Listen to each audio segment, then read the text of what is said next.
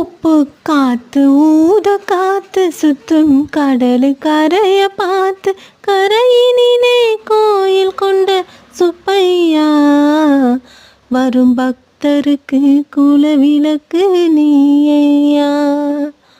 உப்பு காத்தில் ஒரு சிவாலும் எங்கள் அப்பன் கந்தனே உப்பு போல கரைய வேணும் துன்பமே அதை கேட்டு நாங்க தேடி வந்தோம் கந்தனே.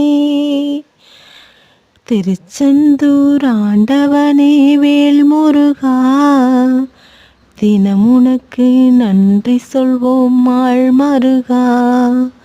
திருவடியில் தவம் கிடக்கும் திருமுருகா தீர்ப்பெழுது நலமெனவே வடிவழகா.